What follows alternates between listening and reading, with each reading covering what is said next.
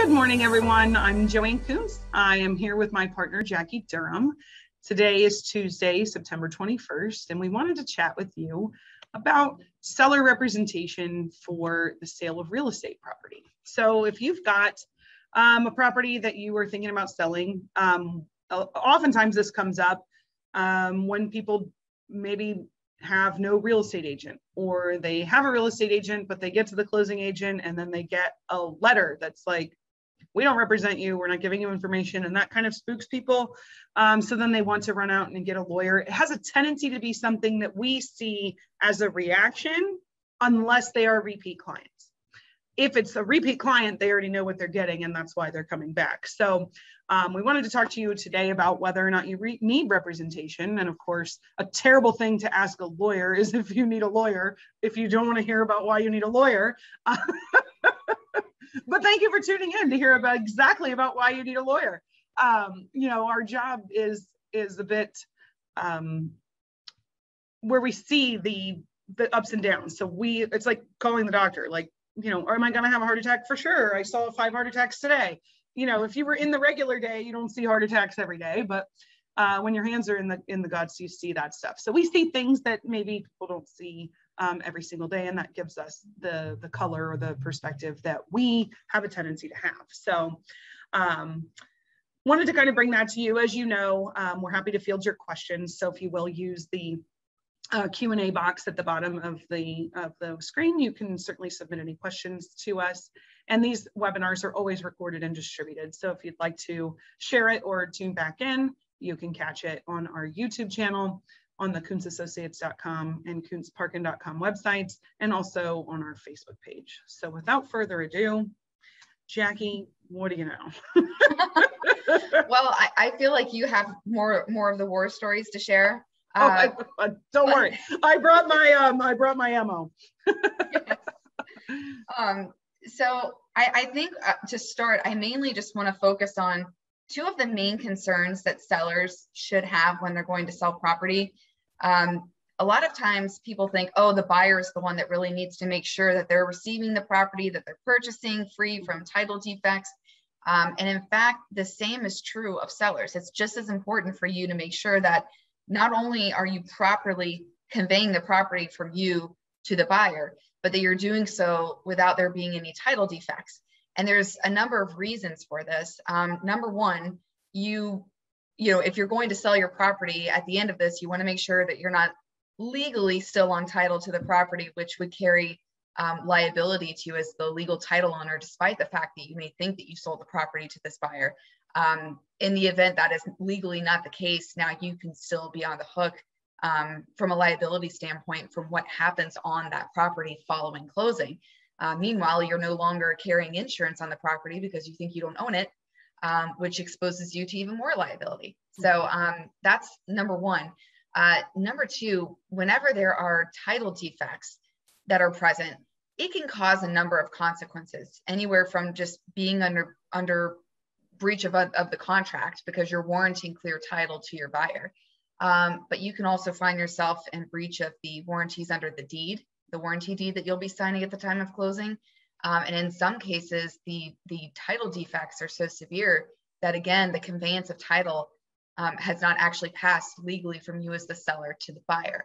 So we can get into a little more detail about a lot of other considerations that are important for a seller to make with their attorney when they're reviewing things throughout from the time of reviewing the contract all the way to the closing date. But those are 2 of the main concerns you as a seller need to have. And it can, Joanne can tell you, it can be as simple as somebody makes a mistake on the contract and puts the wrong property address. Nobody catches the mistake. The closing agent doesn't know any better. And things like that can happen really easily, and it ends up with very dire consequences. So that's why it's really important to make sure that you as a seller have separate representation. If you're in Manatee or Sarasota County, you know that the buyer typically picks and pays the closing agent. Even if the closing agent is an attorney, they represent the buyer. They don't represent you. They have no fiduciary duty to you. And especially if we have a non-lawyer title company, that title company legally cannot offer you legal advice. and cannot guide you from a legal standpoint. So it's really important that you have your own representation to make sure that your interests are being protected on all fronts. In addition to making sure at the end of the day, clear, marketable title is conveyed to the buyer. That happens with so much frequency, and the problem is a lot of those issues come up and they're really behind the scenes issues. So sometimes people don't even realize that we've sorted things like that out, discrepancies that have turned up in title or on the contract. If we've realized it and we're the closing agent and we've extinguished it, then the parties don't even really realize that happened. And I don't mean that to sound like Enron, like we're doing stuff in the back that no one can see, but it's, I liken the closing process to a fancy steak dinner. Like, you don't want to see what's going on in the kitchen. You don't care if someone slipped and dropped the meat and they had to hurry and put it on the broiler and recook it. All you care is that a beautiful plate was presented in front of you and then turned around so that the logo of the restaurant was facing you and the beautiful wine. Like, that's really what you're there for. You're there to come get the keys and have a celebration and enjoy your new property. You don't really need to see how we fight with the associations and what goes on in the back. And like I said, I don't mean that to sound sneaky, but that's part of the service that we're offering, is to take, the mundane and administrative nature of this out so that you're just worried about your inspections and where you're going to place your furniture. Like, really, that's what you should think about. So, but we do see those things come up where if someone were just paying closer attention on your behalf, that a lot of the things that cause wrinkles at the end of the road, right before transaction closes, could have been smoothed out and could have been avoided had someone been mindful of them. So, and I feel like a lot of people feel a lot of comments I get back from sellers, because many times those sellers land in our lap after they're presented with some weird escrow agreement or some addendum that doesn't look right, and they come to me and they raise their hand and are like, I'm not so sure about this, and they're right on top of closing. There's a lot of things we could have maybe helped them navigate from the beginning of the process to make it a little smoother and easy for them. So it's, we see it happen all the time. A lot of times sellers think if there's a closing agent closing the transaction, that they don't need an attorney, that somehow the closing agent or the title agent has replaced the attorney. And what's important to note is that closing agents, title agents, whether attorneys or not, can still miss certain things. And also, whether they miss a title defect or just don't properly address the title defect is something that you as a seller, if you have an attorney, your attorney can look out for that and they can catch that. So if there's a title defect that the closing agent is supposedly taking care of, your attorney can step in and ensure that this is in fact addressing that title defect, because not all title agents are created equal. Mistakes happen and oversights happen. So that, and if they do send you that title defect letter that says, hey, there's a problem, if you don't have someone to help you, you may not be able to fix that problem or know what the right steps are to remedy that, or to remedy it in a timely fashion. And what's really tough is if you're knee deep in the transaction and now you're scrambling to try to get on someone's calendar. So it's just nice, not every single one of these has a problem, but a lot of times people just want the peace of mind knowing that we've looked over everything and everything is fine. We have a tendency to sign those folks in our office so they're comfortable. They don't need to necessarily attend closing with the buyer at the buyer's closing agent's office. So sometimes, it involves some comforts and niceties, and it's also peace of mind. In the meantime, we uncover, mistakes. We uncover charges that maybe you don't, it's like if my husband was at, Neiman Marcus, he has no idea how much a Gucci bag should be. So 500, 5,000, he has no clue. So you don't know how much these charges on the closing statement should be. You don't know what you should complain about. Sometimes when we are the closing agent, I'll have a seller who just fires off an email and is like, I'm not paying the association $250 for an estoppel letter. I've paid them enough dues. Yes, you are going to pay them, and you're probably going to pay $250. So, you know what to complain about, so that you don't jeopardize your credibility and you don't lose some ability to negotiate on certain points because you've blown hot air on something that is nonsensical. Like the estoppel letter is a title requirement. The state maximum fee is $250. You're absolutely going to pay that. It has nothing to do with your association dues. But that's something that it's an unusual term, and people only see it upon the sale. So it's not something you've encountered the entire time you've lived in the association. So those kind of things just come up, and then I hate to say it, like, you look silly, but like you have no credibility with the closing agent. Like, it's just this guy complaining about that again. You've shot kind of your wad on knowing what to strategically complain about, or what's normal, what looks unusual. Really, the wire fees $125. That 35, 25, maybe even 45, but it shouldn't be 75. You don't necessarily know that. So particularly when it comes to review of the closing documents, the financial statement, the closing statement, making sure that your proration allocations are correct. It's really that oversight. And then oftentimes, as we get to, especially now with the market being hot the way that it is, we get to the 11th hour and the buyer's like, well, I want something done, or inspection clauses now are hotly being debated. And days gone by, we had a tendency to see primarily as-is contracts, and now most of the contracts that are coming through have the repair limit. And in that repair limit, it's not the most crystal clear definition of what has to be repaired and what doesn't. So those turn into negotiations. You can rely on your real estate agent for those negotiations, but the real estate agent is specifically precluded from giving you advice about the legal interpretation of the contract. So you're putting yourself and your agent in a bad situation to say, okay, realtor, do I have to repair those screens on the pool? Do I have to do this? Do I have to do that?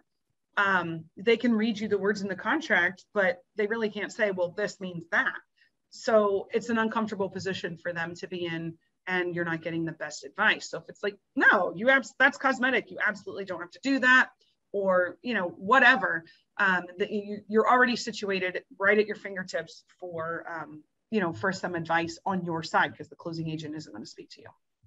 Right. And wouldn't you agree, Joanne, that since everyone is more accustomed to the as-is contract, sellers are more accustomed to, yes, there's an inspection. Yes, the buyer can request certain repairs, but I don't have to make those repairs. Well, now that the standard residential contract is becoming more popular again, I feel like a lot of sellers are sometimes a bit surprised that they have to come out of pocket and make repairs up to a certain limit. Or perhaps they didn't know that the limit was going to be so high. And if you don't have an attorney kind of explaining that provision to you, you can be in for a little bit of a surprise. And not only that, but the escalation clauses, the financing provisions, certain representations and warranties you as a seller make under the contract regarding open permits and what your obligations are with respect to those, which that's all over the place too with all the renos that people are doing. So there's a lot of considerations in there that, these are standard contracts and everybody signs them. But based on your particular circumstances, there might be a provision that we need to massage a little bit just to make sure you don't have any surprises. And more importantly, having an attorney educate you on what these provisions actually mean, practically speaking, it can be very, very helpful. I mean, and to jump on that, it's the same price at whatever point we get involved. And it's like, you can get so much more help. I'm happy to explain these provisions before you sign the contract. People have a tendency to feel like, hurry up and get under contract and then worry about it later. And to your point, Jackie, you mentioned, the difference in the contracts. My problem that I'm running into at this point is more that people were in such a hurry to get under contract. Nobody really read it. So I just had one fall apart last week, and the advisor, financial advisor for the buyer was like, well, why is the repair limit this number? How would this guy know that? And I was like, paragraph 12, it's plain English. These are not fancy legal words, but there's a number that's written in. Like, politely, how do you not know if you've looked at this? But of course, it's just the whole process is overwhelming. And particularly for sellers right now, you throw the property on the market and you've got 9 offers to look at. That's a lot different. Even if you're an experienced real estate investor and you've sold lots of property, have you had to look at 9 at the same time? And how do you quickly vet? You can't just look at price and say, oh, this one is the highest, therefore it's the best. Not necessarily. Are there credits? Are there back-ended ways that the buyer is getting money back? Are they shifting costs to you that are not customary? It's a negotiation. Sometimes the title insurance premium is a tool for negotiation where you say, I want the buyer to come up $10,000 in purchase price. How much is the title? Well, maybe I'll say, come up 5 and I'll pay title. If title's 2, now you've only paid 7, not 10, but you've gotten a deal. So it's I always liken that to free shipping on eBay. People will pay more for an item that has free shipping than they would for the shipping price plus the item price. So, those are all things that we can be so much more helpful if we're involved from the negotiation standpoint.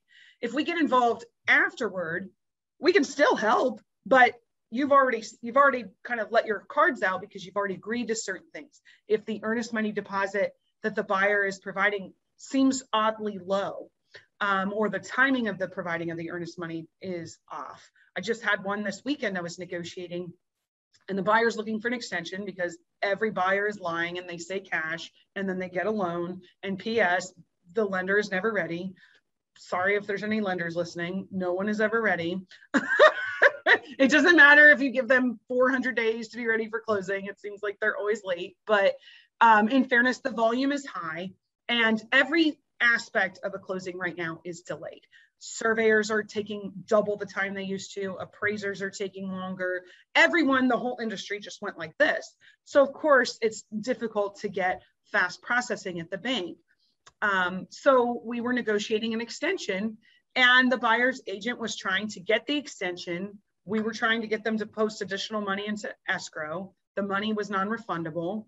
And the agent was trying to get an extension till Wednesday, but not have the deposit due till Tuesday. And I was like, no, deposit's due when we sign this. Otherwise you can cancel on me Tuesday night. And my guy didn't get any extra, you got 2 free days of extension. That's not what we negotiated. So if you're talking these things through, sometimes they sound fine. Like, yeah, that's fine. He has till Tuesday. That's fine. But what if he cancels on Tuesday? You were selling him in theory, additional time and you're not being paid for it. So it's really being thoughtful about not only the specific provision that you're discussing, but how that provision will affect other provisions in the contract or unintended consequences that you might not have thought about. Absolutely. And I could go on for a whole hour just about this topic and just the last week's war stories of things that didn't go according to plan. Right. Well, and then even beyond the contract, having the attorney assist you in reviewing any survey that the buyer may obtain, and the title work, the title commitment. It's just as important for the seller's attorney to make sure that there are no title defects or encumbrances as it is for the buyer's attorney to make sure of that, and for the closing agent to make sure of that. And like I was saying earlier, sometimes those things can be missed or misinterpreted. So it's important for you as a seller to make sure that you're being protected and that what you're warranting under the contract, that you're conveying marketable title, which means free from title defects and certain encumbrances, that's actually happening. And those title defects can be in the form of encumbrances, judgments, liens, prior defects, and prior deeds, and probate issues. So there's a number of ways. Yeah, you may have inherited a problem that the last closing agent didn't catch. And so you didn't know that you have this problem and it still needs to be solved. We frequently get title searches back that show mortgages that weren't satisfied from the current seller's seller. Are those people still living? How do I get a hold of them? I mean, there are real issues with cleaning that stuff up. And it's really something to be cognizant of. The other issue that comes up with that is really how things are going in today's market. You know, in days gone by, this seller representation was really making sure that the transaction was papered appropriately, and that when you're out of this, no one's going to come hassle you in the future that something wasn't done right, particularly if you're getting divorced and, you know, the deed's improper. Now they're checking out your ex-spouse. She wants some money to do it. Like, you want everything done right so that this is not your problem.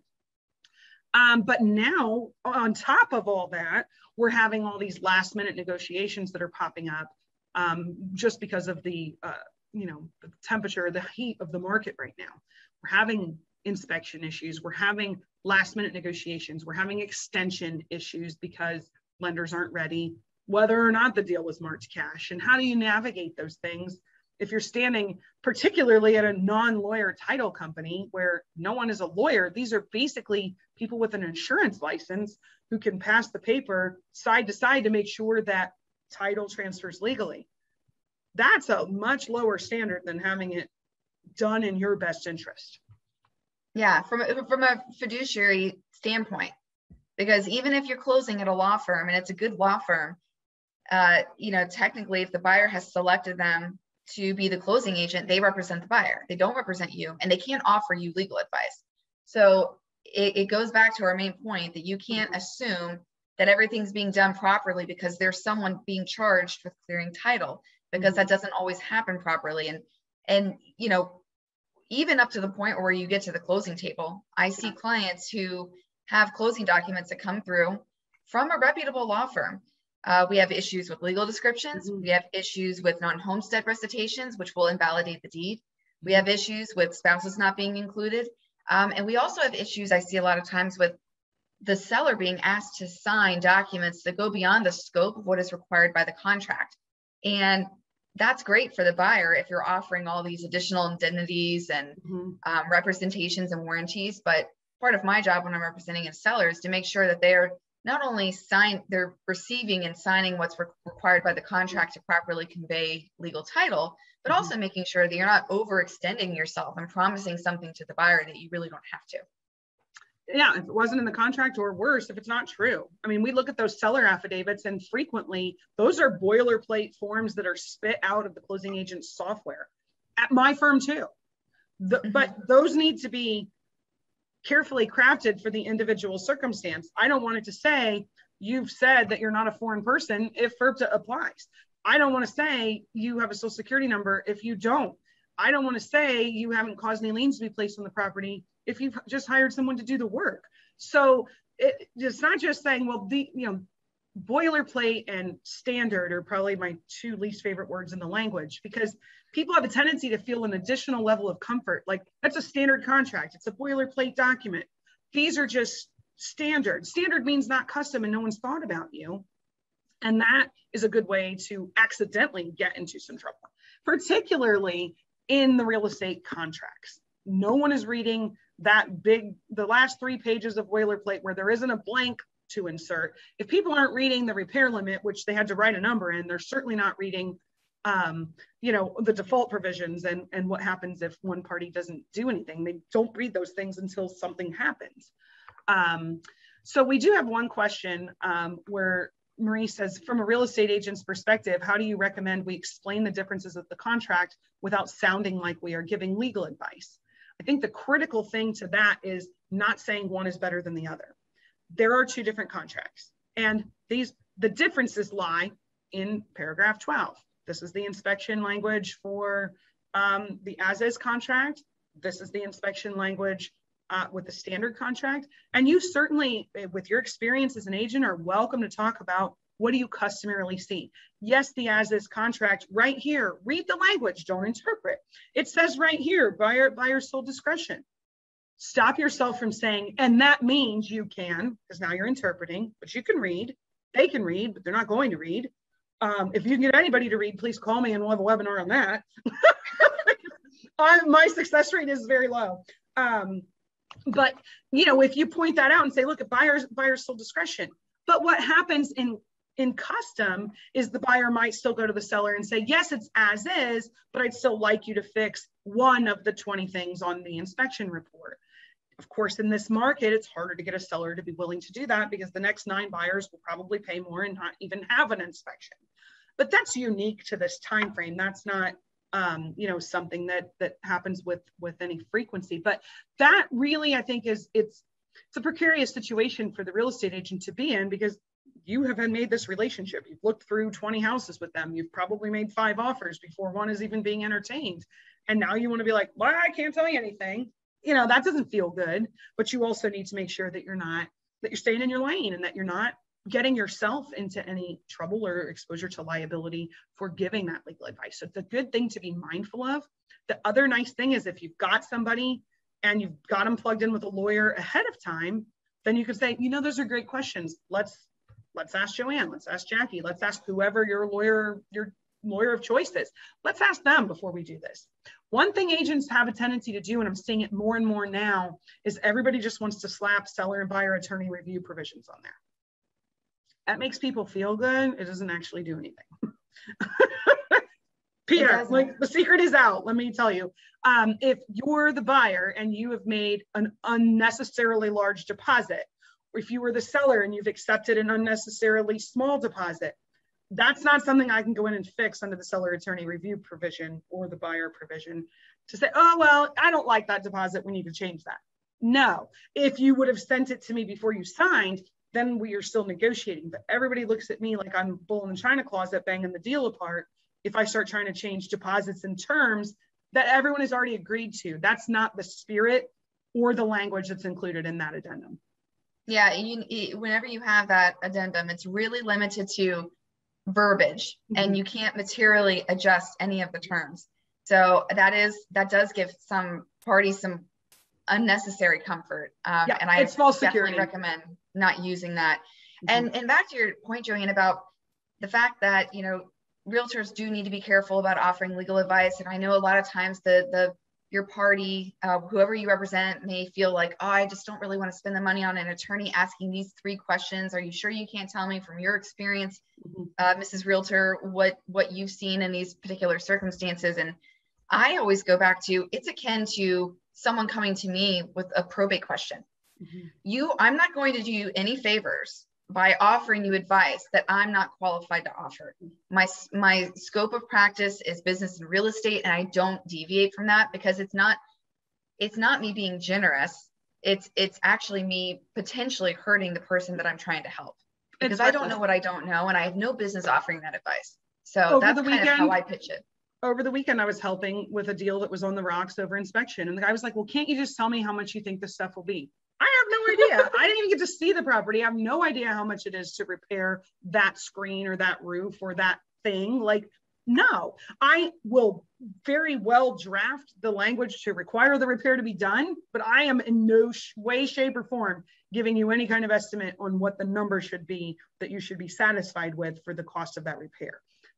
That's the same thing. It's really, what we try to do is support our real estate agent partners and say, look, you punt that question to us, but also give you talking points. I don't want you to say, I can't say anything, and sit on your hands. But if you say, you know, I can't give you legal advice.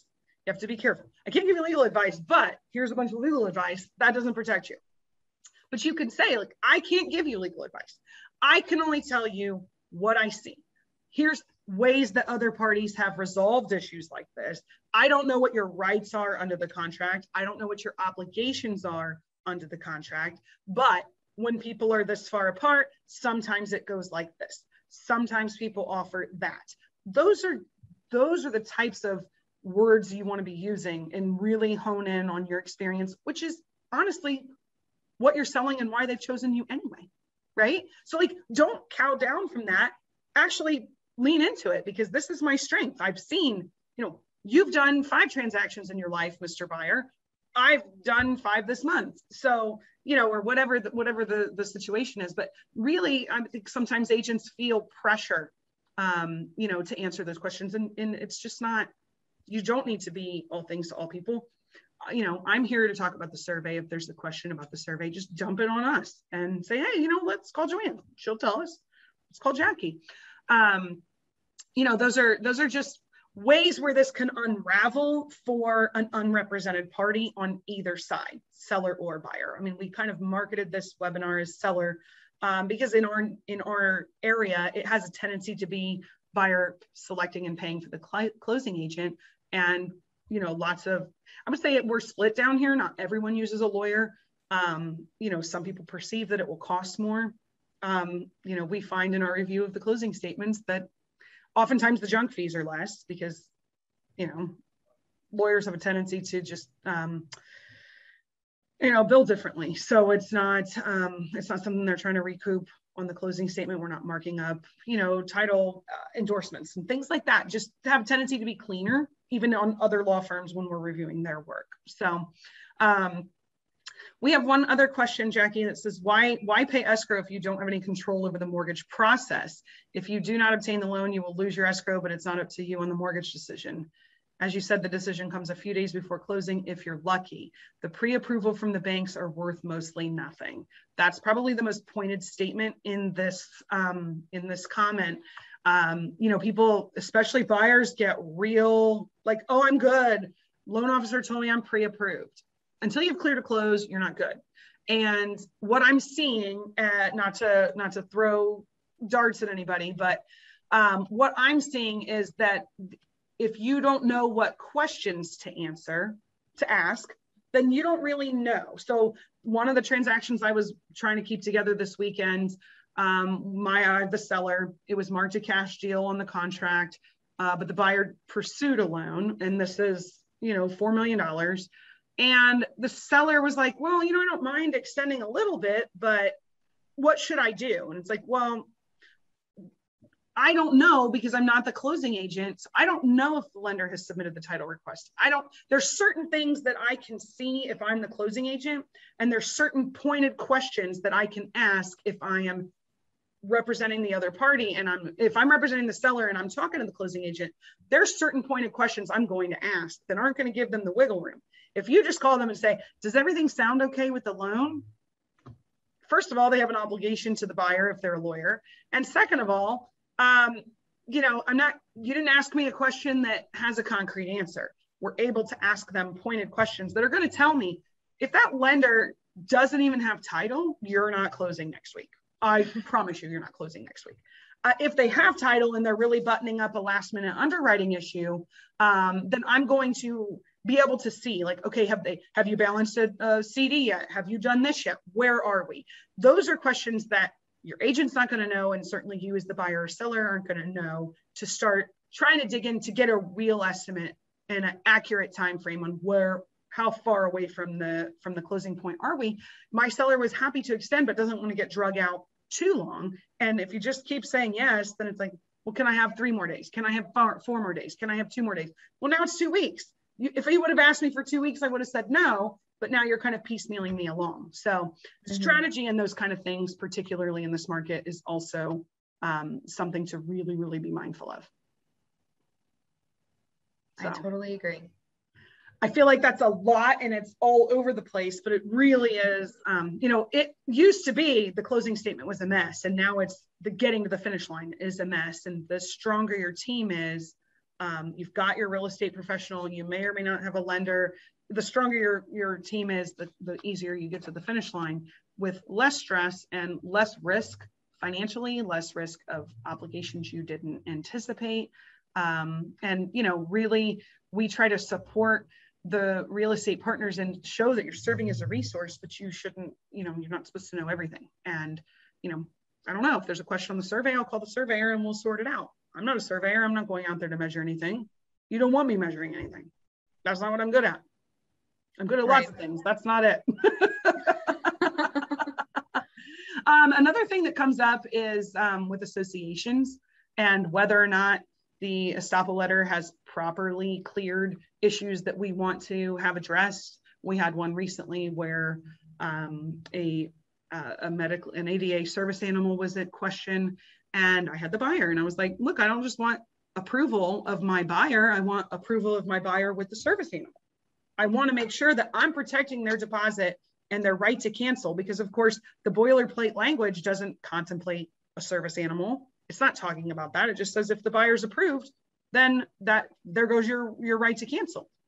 Well, if my buyer can't live without this ADA mandated service animal, ADA permitted service animal, your approval is really useless. It's not actually constructively a real approval.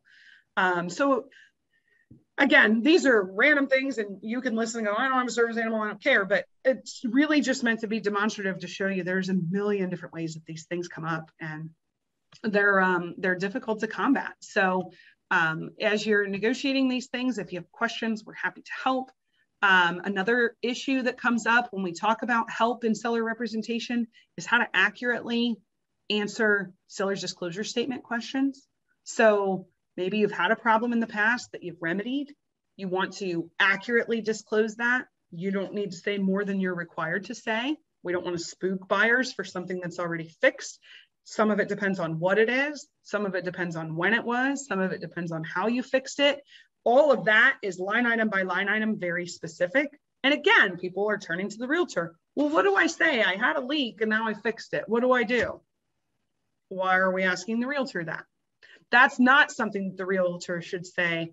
Customarily, I see people that's bad news, right? Because now you're telling them how to answer a form that is them legally requiring a disclosure that they need to make, and that's very legal. So if there are questions on the seller's disclosure statement, particularly where there's been a problem, that's something that that you want to get in front of. Right. Yeah. You know, that's a big one.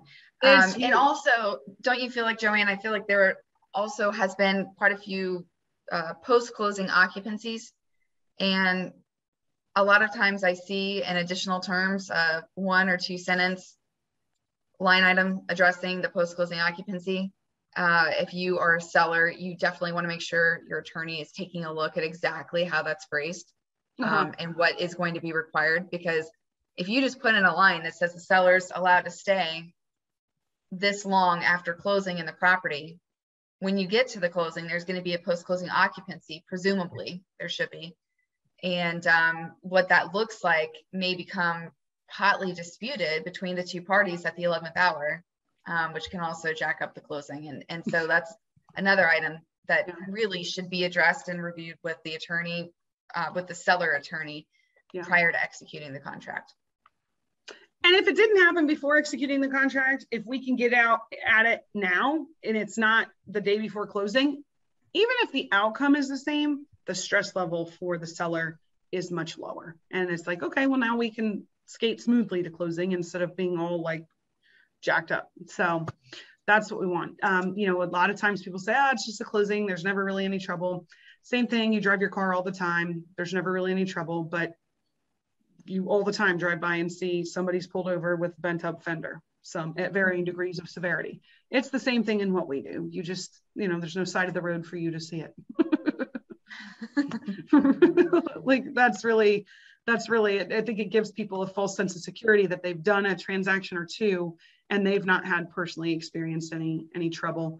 But it still happens. So, you know, you think about the small number of times that the individual people buy and sell real estate, you don't get a big enough sample to see what can go wrong. I had a friend of mine actually who bought a property on Anna Maria Island from Ohio.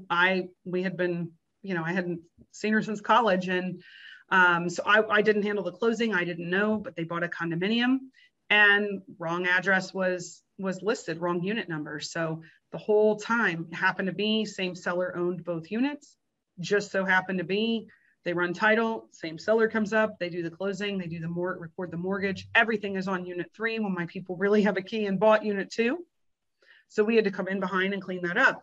Who's paying for the re-recording? Who's paying for the doc stamps again? All of these things are not, the state views this as another lien, and there's no scrivener's error to correct those things. So we had to negotiate how that was going to be resolved. And of course, everyone's pointing their fingers at everybody else. It's like, well, the buyer's agent wrote up the offer. Why did you write the wrong unit number? The buyer signed that offer. Why did you not know what unit you were buying? Seller's agent presented the offer. Why did you not see the address, the unit number? Seller signed it. It's your property. Why did you not look at it? And then everyone's like, well, closing agent, I don't go there. I have no idea. Everything matched. If there had been a different owner of the other unit, that would have tipped the closing agent off, because the title search will come back saying Joanna's the seller when it should be Jackie. But if Jackie owns both units, then it's like, okay, Jackie, sign here. And it was crazy. All this stuff has happened once to me in 16 years. Each thing that I've told you today, for the most part, other than inspection problems, all the weird things have happened to me once in 16 years. but I could keep you here for 3 more hours on all the other things that have happened only once, because they happen. So, well, and a lot of times they go unnoticed. There's not always these fires that transpire mid-transaction that you're aware of. So a lot of times these are little sleeping giants that don't rear their ugly heads until 10 or 20 years later when you go to sell the property. And now there is the buyer is encountering some issue because of a title defect that went unnoticed or unrecognized. And now they're coming back and suing the seller for breach of contract and breach of the deed, or worst case scenario, the defect is so bad that the buyer never actually acquired legal title, and the seller's been actually owning this property for the last 10 or 20 years and being exposed to potential liability. So it's just, that's why it takes just a couple of words, a couple of omissions or oversights, which they're still human beings operating these title companies and these law firms. And I'm not saying that we're exempt from error whatsoever. Everybody's human, and human error does occur. But when you have someone representing you as the seller and looking out for you, things like that are less likely to fly under the radar. So Absolutely. If you're tired of hearing about liability and all the things that are going to come get you, you can tune in next week and listen to Marina Parkin talk with John Cipher about projections in your business.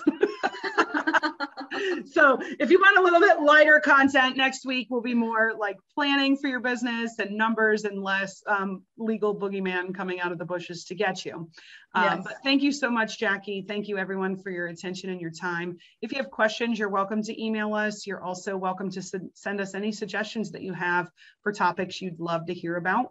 We would like to bring you whatever was helpful to you. We're trying to identify the things that we're seeing out in the field, in the battlefield every day. But if there are issues or items that are of concern to you, please let us know and we'll be happy to bring them to you.